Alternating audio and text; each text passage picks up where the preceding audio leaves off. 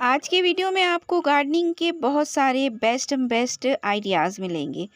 इन DIY planters को मैं भरूंगी और प्लांट्स लगाऊंगी, कटिंग से रेडी करूंगी। कौन सी प्लांट लगाती हूँ, टोपियारी भी बन जाएगी। और ये पीकॉक प्लांटर में पीकॉक जेड टोपियारी बन जाएगी, बहुत खूबसूरत। और मिट्टी हल्की रहे उसके लिए मैं राइस हस्क का इस्तेमाल कर रही हूँ, यानी धान की भूसी। और धान की भूसी भी मैं ऐसी वैसी नहीं, उसको तैयार करने के बाद। तो वो धान की भूसी का किस तरीके से इस्तेमाल आप कर सकते हैं अपनी गार्डनिंग के लिए, और सोने जैसी कीमती इस भूसी को आप मिट्टी में मिलाकर अगर रेडी करते हैं तो फ़ायदे ही फ़ायदे, मैं सब कुछ शेयर करूँगी। अस्सलाम वालेकुम friends, welcome to my channel Shabnoor Ali. तो आप यहाँ पर देखिए, ये धान की भूसी को मैंने कैसे तैयार किया है पता है? जिस कंटेनर में या बोरी में मैंने इसको रखा, ये धान की भूसी मेरे पास 3-4 साल से है। और मैं इसको बोरा भर के मंगाई थी राइस मिल से, बाराबंकी राइस मिल्क से मंगाई थी। तो वहाँ से जब से मैं इसको इस्तेमाल करी हूँ, मंगाने के बाद फ्री में उन्होंने दे दी थी। ये कोकोपीट की जगह काम करती है। कोकोपीट मार्केट से लाते हैं, बहुत महंगा पड़ता है। और साथ में जो उसके फ़ायदे हैं ना, जैसे कि वो मॉइस्चर को होल्ड करती है, गर्मियों में तो वो बेस्ट रहती है। लेकिन धान की भूसी हमें फ्री में मिलती है, और मैंने इसको ना उसी की तरह तैयार करके कोकोपीट की तरह बना दिया, उसका सब्स्टिट्यूट समझिए उसको। तो ये जब मैंने इसको पानी डाल डाल कर इस तरह से बनाया कि ये डिकम्पोज़ हो गई टोटली, और ये बन गई कोकोपीट उसी की तरह बिल्कुल। तो कोकोपीट में क्या होता है ना, उसके अपने कोई न्यूट्रिएंट्स नहीं होते जिससे कि पौधा ग्रोथ कर सके। लेकिन मिट्टी सॉफ्ट रहती है, मिट्टी पोरस बनती है। लेकिन धान की भूसी का अगर आप इस्तेमाल करते हैं तो इसके अपने न्यूट्रिएंट्स होते हैं। साथ में मैंने इसमें देखिए बालू मिलाई है, ग्रे वाली बालू, नदियों की रेत। तो इसको मिला देने से, जैसे कि बरसात है और या बहुत ज़्यादा विंटर है, पानी तो होल्ड करेगी करेगी धान की भूसी, तो वो मॉइस्चर बनाए रहेगी। और मिट्टी, ये जो सैंड है, ये क्या करेगी, पानी को निकाल देगी। मिट्टी बिल्कुल नई थी और उसको भी मुझे मिलाकर तैयार करना था। तो फंगीसाइड के तौर पर इसमें वुड ऐश या राख का इस्तेमाल मैंने किया हुआ है, डाल दी थी मैंने। और जो कंकड़ पत्थर है ना, जो मिट्टी के हैं, उसको मैं ये इस तरह से तोड़ देती हूँ। तो ये भी मिट्टी को पोरस बनाते हैं, वेल ड्रेन बनाते हैं। और एयर जो सर्कुलेशन ही समझिए उसका, वो बना रहता है। तो ये मेरी फ्री की कोकोपीट जब हम मिट्टी में इस तरीके से मिलाते हैं तो पोरस बनेगी, वेल ड्रेन बनेगी, और साथ में न्यूट्रिएंट्स भी मिलेंगे ही मिलेंगे। इसमें पौधे बहुत अच्छे से पनपते हैं, बरसातों में हो या सर्दी में हो या गर्मी में हो, पौधे को कोई दिक्कत नहीं होती। और एरेशन अच्छा रहता है, जड़ें अच्छे से पनपती हैं, मिट्टी सख्त नहीं होती है।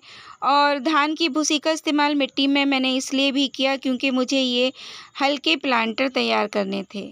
ड्रेनेज होल होना बहुत ज़रूरी है। इसमें छेद बना लीजिए सीज़र की हेल्प से। प्लास्टिक की बॉटल है, पानी रुकना नहीं चाहिए, मरना नहीं चाहिए, तो जड़ें सड़ जाती हैं। मैंने 2 होल बना दिए हैं। तो जब हम इस मिट्टी का इस्तेमाल करते हैं टेरेस गार्डनिंग के लिए, एक तो ये छोटे प्लांटर्स ना बहुत अच्छे होते हैं।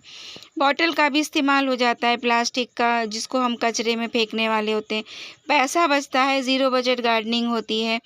और ये हल्के बहुत होते हैं, इसलिए मैं इसी तरह की मिट्टी इसमें भरती हूँ। थोड़े ही से मैंने पत्ते नीचे डाले, ज़्यादा मिट्टी डाली है क्योंकि बहुत ज़्यादा मिट्टी आती नहीं है, तो मिट्टी ही क्यों ना भरी जाए।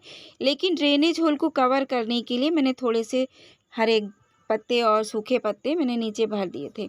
मिट्टी ज़्यादा भर दी और पर्पल हार्ट इसी से निकाला था, ऐसे ही रखा हुआ था, अच्छा सा था। मैंने इसी को रिपोर्ट कर दिया, लगा दिया। और अब मैं दूसरा प्लांटर लेती हूँ, अपना पीकॉक प्लांटर। ऐसे क्या हो रहा है ना कि ये टिक नहीं रहा है, जैसे ही इसको उठाओ इधर उधर हवा में उड़ के गिर जाता है। थोड़ी सी भी आंधी आई तो ये पूरा ही छत से इधर से उधर उड़ जाएगा पीकॉक पैरों से अपने। तो इसमें भी ड्रेनेज होल मैंने बनाए हैं 2। और फिर वही अपना तरीका, पत्ते रख डाल दूँगी और इसमें मिट्टी ये सारी मैं भर दूँगी। और फिर क्या करूँगी ना, बहुत प्यारी सी मैं टोपियारी बनाने वाली हूँ। पीकॉक के इसमें मैंने प्लास्टिक ही से इसकी टेल बनाई, पूँछ बनाई। लेकिन अब मैं इसकी पूँछ ना प्लांट से बनाऊँगी। तो वो कौन सा प्लांट होगा मैं अभी बताती हूँ। लेकिन उससे पहले मैं इसके हैंगिंग का इस्तेमाल कर लेती हूँ।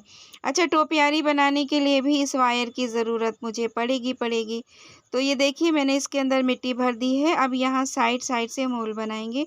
और मैं अक्सर ये चार्जर की लीड वगैरह या वायर हुए बिजली के तार उन्हें फेंकती नहीं हूँ। एक तरफ से मैंने पिन कट कर दी, दूसरी पिन को इधर से नहीं सॉरी उस तरफ से डालना रहेगा।